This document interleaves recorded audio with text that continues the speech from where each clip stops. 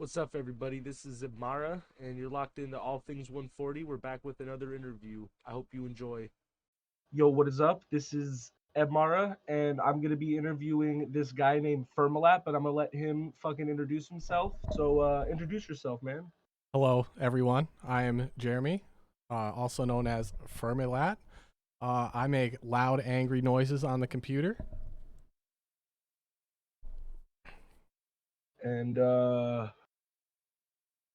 I want you guys to get a little bit more personal with him. So we're gonna be asking him some questions, and we're gonna see where this goes. I'm gonna actually just get right into it. Yeah, I like What that. do people most misunderstand about you? My straightforwardness. I have a lack of a filter, and I cannot do anything but be authentic. So I will just say it how I sit, how it comes, and if that's what happens, that's what happens. And people think it's blunt and abrasive, but that's about it. Yo, I'm the same way. Right, right. It's the best way to be. I although I do think a lot of one thing I have noticed over the years is a lot of the producers I've come across have they're on the spectrum in some way, shape, or form. Hmm.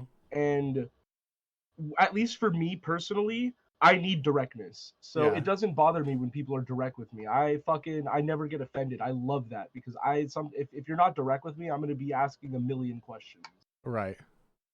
But so what do you think your biggest failure in the scene has been so far? And like what did you learn from it? And like if you remember one thing about it, or if you could wait, what? Oh, and if I'm gonna rephrase that a little bit. If you Yeah, no could worries. recommend to a producer that might have the same problem when they hear you answer the question, what would you recommend to them? Um, I think in the beginning I had a lot of trouble with patience. I was more worried about maybe releasing and finding what's it called, recognition from other people, and that is the number one enemy of creativity. Patience is key. Always wait until you are 100% ready to maybe release music or put yourself out there, because there's no harm in waiting until you're 100% prepared. I would uh Yes. I would recommend to take it day by day, one step at a time, and just make sure you are where you want to be before you start putting yourself out there. Exactly. Unless you're a rhythm producer, then just put out clips. Who cares? Whips and Clips, clips, bros. Whips and clips, bros. and then just sell them for $20 a piece. No names, no names, no names. What's the best compliment you've ever gotten on your music? uh, Definitely my intros. I feel like a lot of people like the composition of my intros. Storytelling is my number one goal, and Yep, I like to show that through my composition and my writing. you definitely the at the end of this, I like I put like a I record a video afterwards of me listening to one of your tracks, Yeah. and I already know what track I'm gonna listen to. It's Which gonna be a one? 9 minute outro. It's gonna be a 9 minute Oh outro, but we're yeah. doing it. We're doing it. We're doing it. That song took me But 100 hours to write. That's definitely my most ambitious project to date. holy shit, 100 hours. Yeah. Actually, that's a hold on. You gave me a question. I'm gonna come back to that. What is the greatest insult you've ever gotten on your music? Um, that might mix down suck, and it's the greatest because I know it's true, and it's just motivation to work on that. Yo, same. And it's not something you can just pick up overnight or like watch a million YouTube tutorials and learn how to do. It's something that takes years and years of training to get to dial in. Yep, training your ears. Yep. Um, what would your parents describe what you do? How? Uh Sorry. I think they would tell me not to quit my day job for the most part, 'cause that's their job as parents. But Yo, I'm sure they are very proud of the work I've put in and the things I've done so far. that's good. Not everybody has a supportive family in that aspect. My family's very supportive. My grandma is literally an angel. I would not be able to Yo, do half the things I do without her. shout out to the grandmas in the world. Right. I have the best grandma ever, arguably. What has been your favorite job you've ever had? Definitely the one I have now. I'm a mechanical insulator right now. I do really big things. I build schools and hospitals. I risk my life for money every single day. It's a great time. I've seen some videos. It's scary.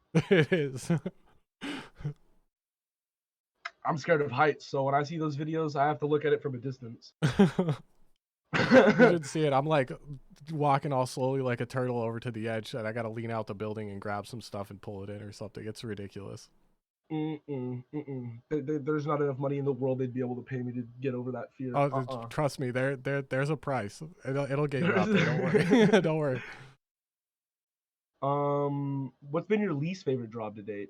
Oh man, all right. So I think it was working at Radio Shack. I think I hated working at Radio Shack. Why? Uh, I'm not a big customer service guy, basically, Ooh, and yeah. it was while it was going out of business, so everything was very nobody really cared. The management didn't care. It was a tough situation. You couldn't take returns, so I remember one time I had this lady come in and throw her keys at me because I wouldn't take her return. Yeah, she literally whipped her keys at me, and I told her to get out of the store. And she called the police. The police came. It was a whole nightmare, dude. I had someone spit on me one time while I was working at a place because they didn't like the food, and I was just like, "What the fuck is that my problem? Like, why are That's you not your spitting at fault. me? Like, why are you spitting at me, man? The fuck?" Of all Yo, the things, I think I'd right? prefer the keys. Yeah, same. Yo, if you can give your 18-year-old self a piece of advice, whether it be about the music industry or like this journey that you've been on music wise, or just anything, what would it be? When I was 18, I was still trying to be in a band. I've been playing guitar for like since I was Ooh. 12 years old. Um, I would tell myself to give up on that shit earlier and start composing and working on your solo act sooner. Yeah, I feel like bands are sick. People like if people can get a band together, it's hella dope. But like having to rely on other people for your passion is hard. Yeah, and musicians all have a common trait. They all and actually I wouldn't even say just musicians, all creative types have one common trait. And that is a lack of discipline, and that comes with creativity. So Yep, yep. And having like a bunch of those people in the same room, nothing's gonna get done. nothing ever gets done. You have to have one person that does it all, and then everybody else just shows up and plays it. And you might as well just be a solo act at that point. Right. Tell me about the three most influential people in your life and how they impacted you. And this could be like family, this could be producers. But okay, actually, I want to split this up. I want you Mm. to tell me three people that were influential from your like family or personal life, and Yep. then three producers or like, people in the music industry or even any type of entertainment that like inspire you. Okay. Okay. So first off, we're gonna wheel it back. My grandma definitely. She's a very motivational woman. She has a very long story of her life, and she's always kept it positive, had faith in me. And then I'd have to say my uncle. He's a old military tree cutting guy. He's very rough and rugged, and while at the time I didn't learn much from him, but I realize now a lot of my discipline and the motivation comes from seeing what he does. And then my sister definitely. My sister's incredible. She also has a long story, but she's taking it real good. She's got a family and a house, and she's also incredible. So Yo, that's awesome. Now, yeah. three music producers. All right, so I'm gonna get real cliche. I have to say, Code Pandorum or Inhuman. He was Ooh. kind of the motivation and the direction I took in the beginning, and then I have to say, Axton. He just I think he kind of gave up on the project lately. I wouldn't say gave up, but he grew out of the project. He gave me a lot of help in refining and pretty much just solidifying my goals. And he's also probably one of the most talented people I've ever met. Um, Especially considering he's a very young guy, so very good at everything he does. He's just one of those. Um, Well, hell yeah. I think one more. and then one more. Tough. It's always the last one that gets me. Right. This isn't a music producer, but I have to say fucking Asmongold. is a Ooh, huge I was. is a huge motivator for me. Not the not taking a shower thing, but just some of the things he says. His IQ is so high, and then he just hides it behind the dumbest stuff that you can possibly think of. Um, he's just he's very motivational. Yeah, he pretty much he tells it how it is, and that's how I try to be. Yeah, that I actually I haven't watched much of his videos, but what I have watched, I've noticed that he is very straightforward. And he's funny. Yeah. Are you an introvert or an extrovert? Super introverted. I would rather die than leave the house on most days. Yo, I feel like I don't even need to ask this question to the dubstep community. I think all of us are introverts. We Like that's literally why. just sit on Discord all evening. We all go to work and then we come home and we hang out together inside the house. I feel like if I interview someone and they say they're an extrovert, I'm gonna be like, can you elaborate on that? Because They lying. They lying 100%. You capping. Especially if they're yeah, any right. good. Like, If they're good, right. you know they don't leave the house. Yeah, no, exactly. Um, if you came across $10 million tomorrow, what would you spend it on? A giant house, race cars, and a studio, obviously, and then I'd probably help out some families, save a little bit, reinvest a little bit, and then probably give the rest away to some depressed kids or something that actually need the help. Oh, okay, that's noble. I would have kept all the money. I don't fuck charity. Nah, I know what it's like to be a depressed kid. I know what it's like to be a Yo, depressed adult. So same. I think one thing I would do is like I would try to go to like, all the public schools in my area and try to like open up like I'd try to give money to the music programs because that's what helped me the most. right, But that's good. That's a good plan, dude. no, right, exactly. I also want to be a fucking music teacher. But what's your biggest pet peeve? And I want you to tell me your biggest pet peeve in your personal life, and then your biggest pet peeve about the scene. It's both. They're both the same. It's entitlement. It's complete entitlement. Nobody owes you anything. Nobody owes you listenership on your music. Nobody owes you record label release. Nobody owes you anything. And it's the same thing in real life. Nobody owes you a job. Nobody owes you a dollar. Nobody owes you anything. Listen to this man. And I cannot stand it. The only way to get things is to get up and make them happen for yourself. Exactly. And that's it. That's it. Everything else I can tolerate, but entitlement just really just drives me up a wall. I was supposed to this. What the fuck? No, that shit bothers the shit out of me too. It just does. It does. I can't handle it almost. It makes my blood boil. What's one thing that was successful about your music that you didn't expect to happen? Um definitely just the evolution of it. It came from being really really bad and now I'm really really mediocre and I really never thought it would happen. Humble. You're pretty damn good. I like to keep it real. And if I just keep myself to high standards then it keeps me improving. That is very true. Once you think you're the shit and you don't think you can improve anymore is where you start to get stagnant and fall backwards. Right. Right, and that's not me. I always want to be going forward. This is my favorite thing to do, so I always want to keep learning. Exactly. What is a common myth about this industry that you think is either bullshit or full on true? That there's money in it.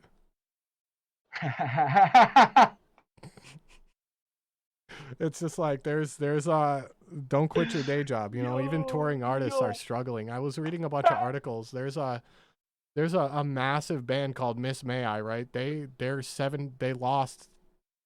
up $700 in the negative on their last tour.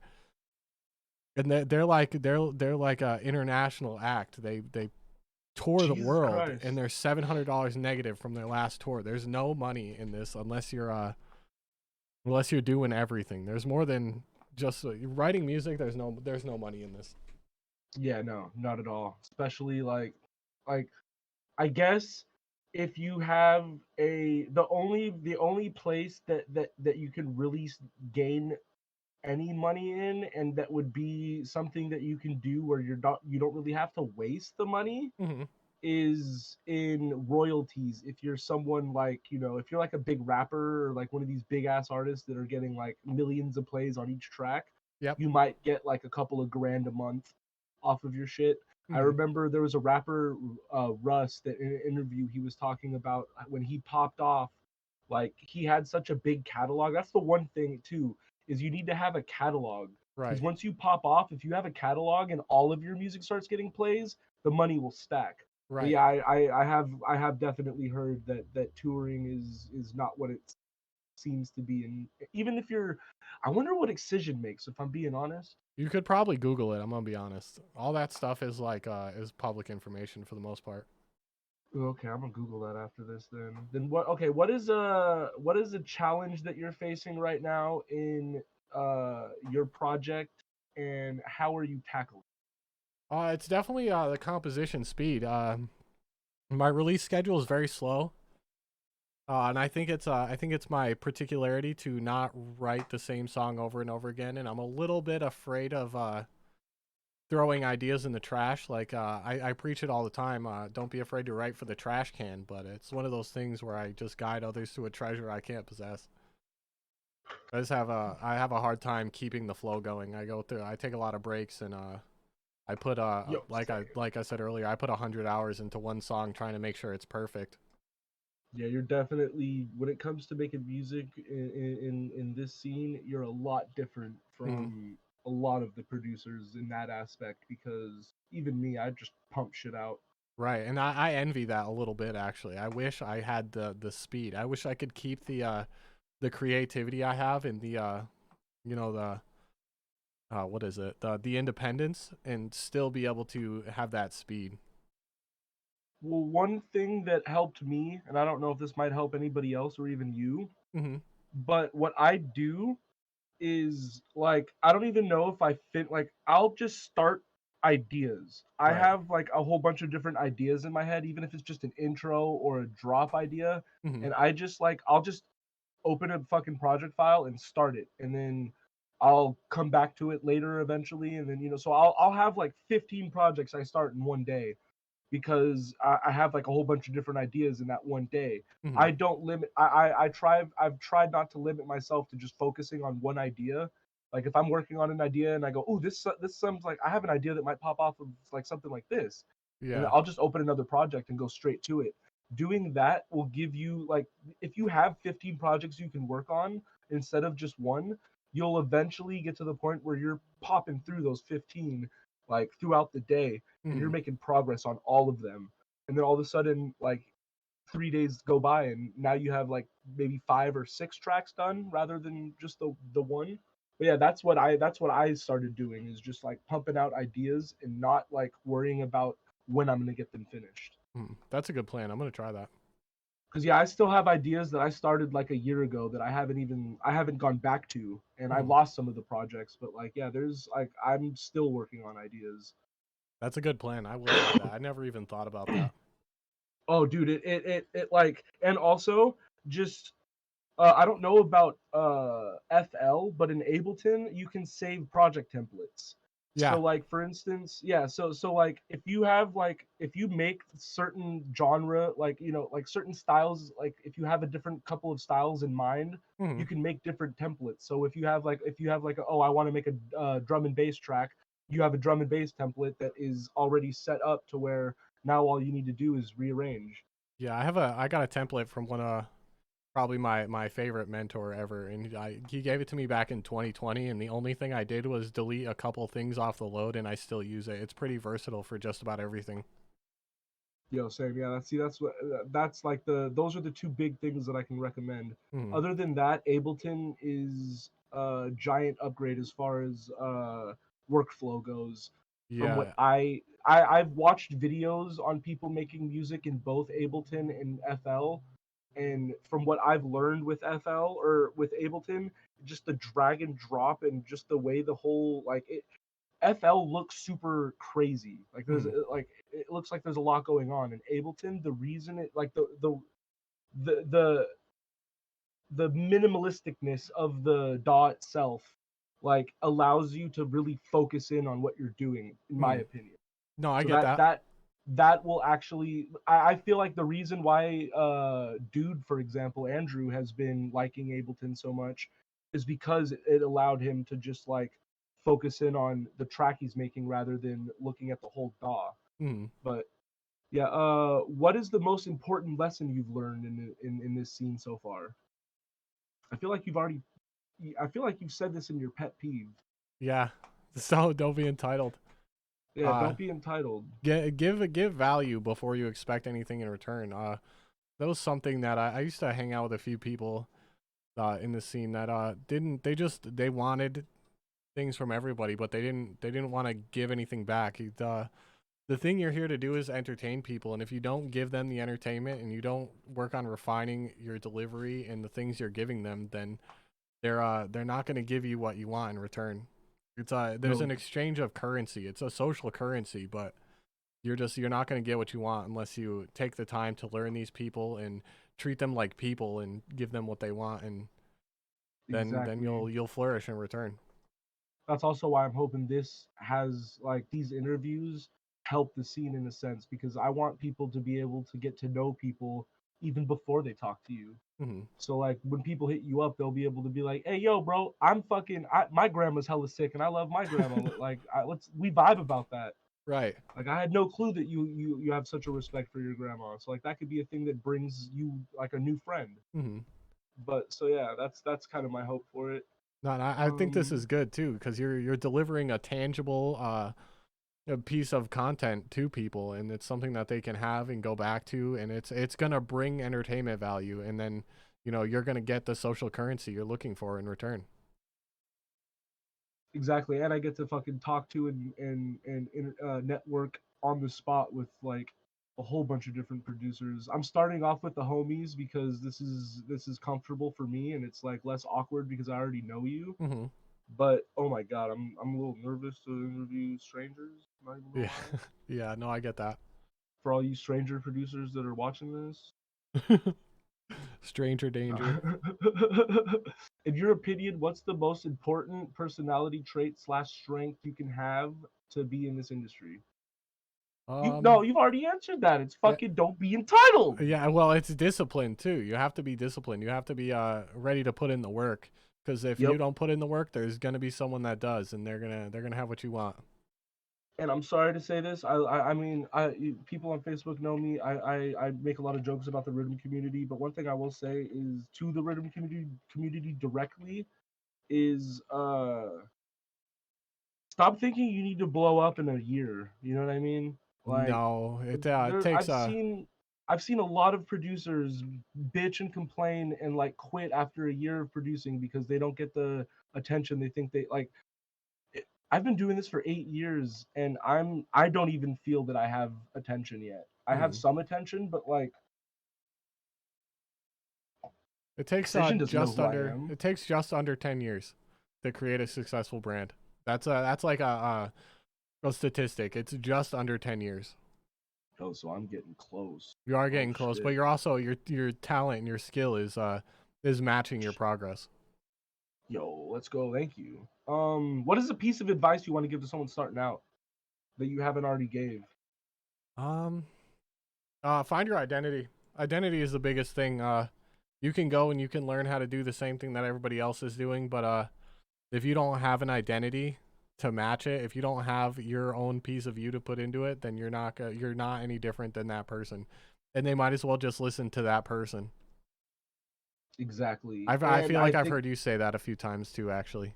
and don't be afraid to come into the scene without knowing your personality and who you are and figuring it out inside the scene. Just don't be a dick. Yeah, You know what right. I mean? Find yourself through your journey. Um who's been the most important professional mentor you've had, or it doesn't even have to be professional, none of us are professional in this scene, but who's been your most important mentor so far So you're talking about like, dude, I feel like you just said this. So you're talking about in in a scene? definitely extant. Extant. Definitely extant. That guy took an hour every Saturday for 8 months to teach my stupid ass how to do this. And Damn. it was in depth. It was worth every penny, every second I spent in those lessons, and just learning from him. more value than I've ever gotten out of almost anything. Yo, that's awesome.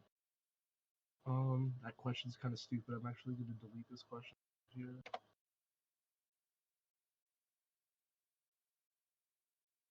Oh, what is one thing about this industry that almost nobody agrees with you about? Um, I don't know. I don't know. I feel like I have some good takes.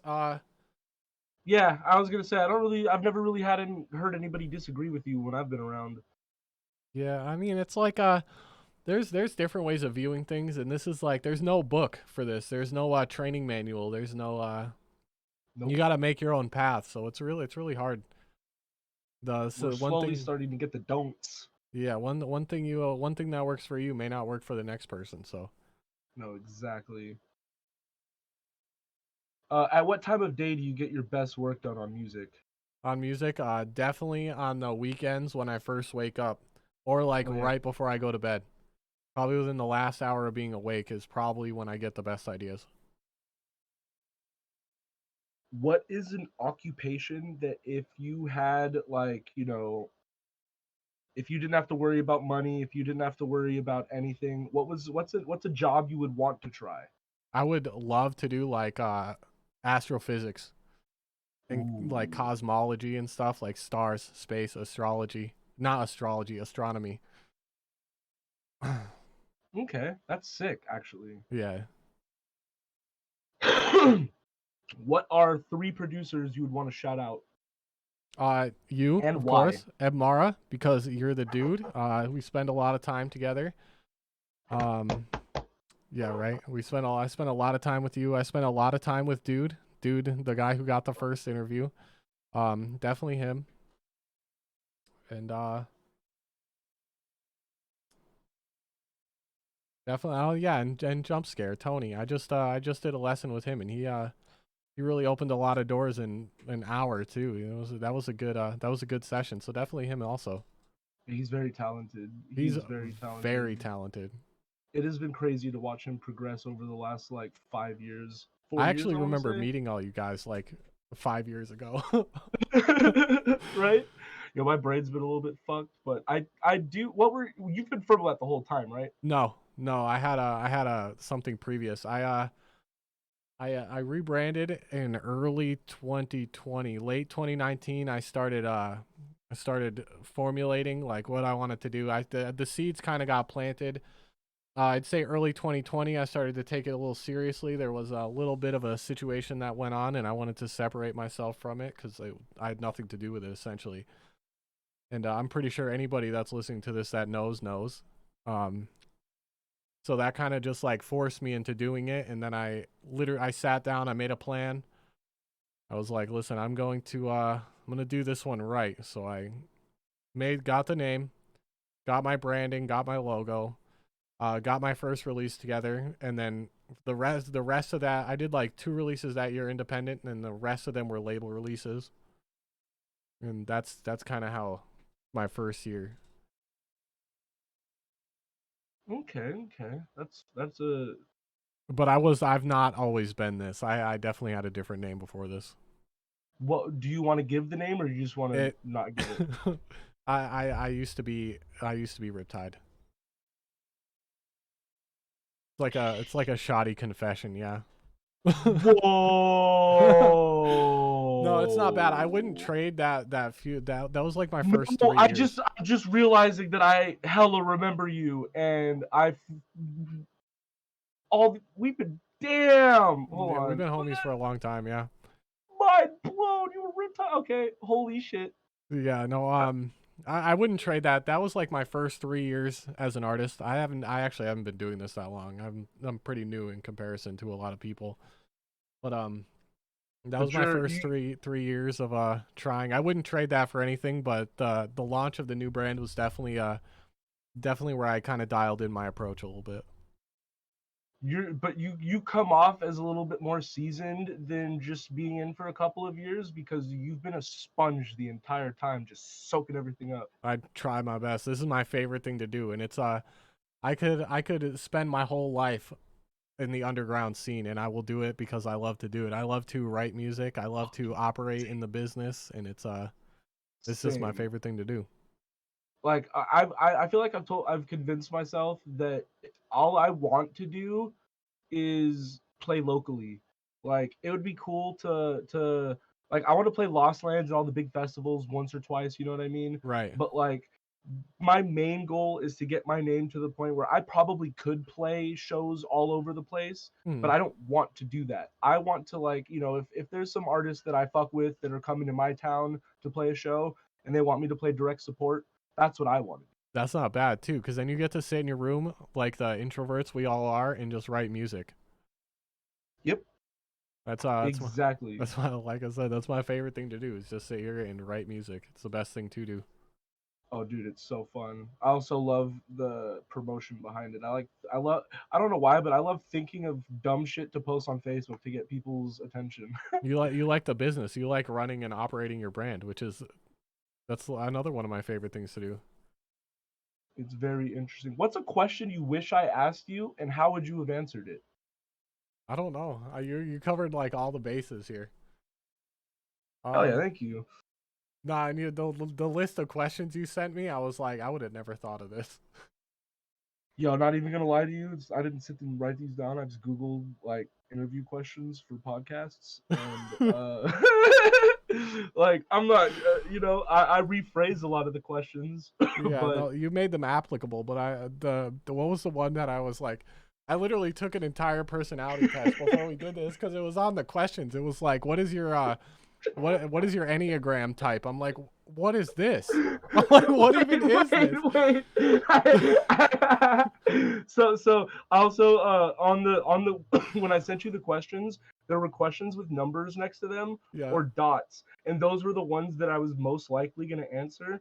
I don't even think I remember seeing a question that said something about an enneagram. It's like in the last one, it's like one off questions or something like that. It was so funny. I was reading through it. I'm like, I have no idea what half this is, but Hold on, I'm gonna get rid of that no, because that's funny. That's funny. Keep people on your actually toes. Keep them all prepared. throw in some like, oh, yo, a question I'm actually gonna add in here. What would your writer be?